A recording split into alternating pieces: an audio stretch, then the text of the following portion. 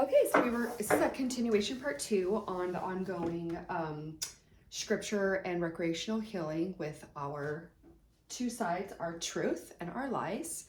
And we are on Psalms 6, verses 3 through 5. And we went through our weaknesses, and I wanted to touch a little bit more upon how to heal me, where we're asking the Lord, heal me, Lord. So for me, it's a really great reflection because the one thing that's just super annoying, with your PTSD symptoms and signs is those memories and those, dreams and things that just images, that flashbacks that just come back. They just can be so unpredictable and so annoying. And so I ask, in that effort to heal me, that the Lord, that he heals my memory,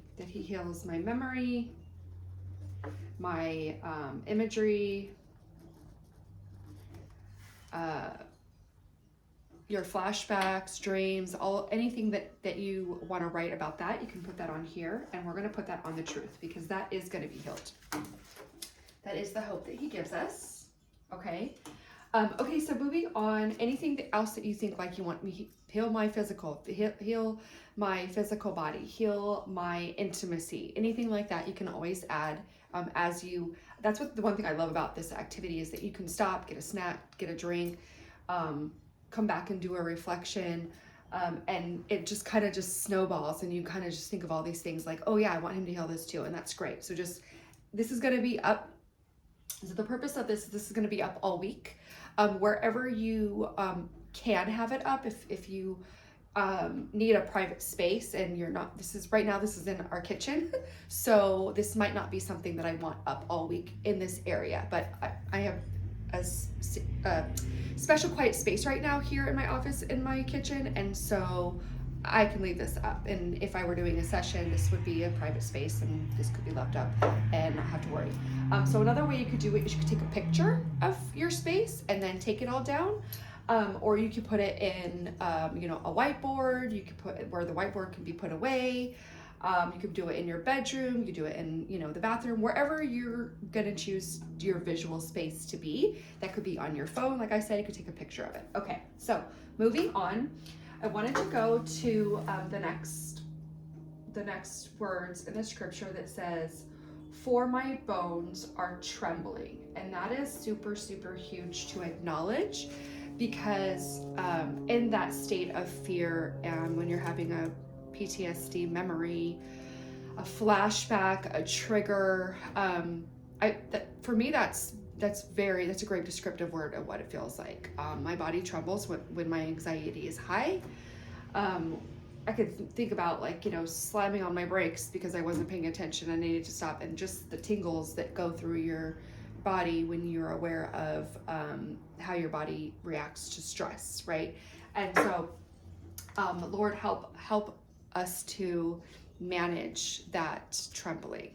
Help us to not feel so out of control and fearful with that trembling, and why we're trembling. So that trembling is out of fear, right? So we can really put this on either side. I'm gonna put a note to the Lord, because this is our truth, and I'm gonna put heal my trembling, and I'm gonna put a little arrow under that, and I'm gonna put self-awareness, because when we become self-aware, we become more able to manage our triggers. I don't want to say the word control, because we all want to be in control, and that's kind of where we're at in this situation, because we're not in control. We're not in control of our psyche. We're not in control of our emotions. We're not in control of what happened to us. And there's a lot of mistrust and brokenness, physically, mentally, and spiritually in us. And so control is not the focus that I want you to think about. I want you to think about becoming more self-aware of how you're feeling, what makes you feel that way.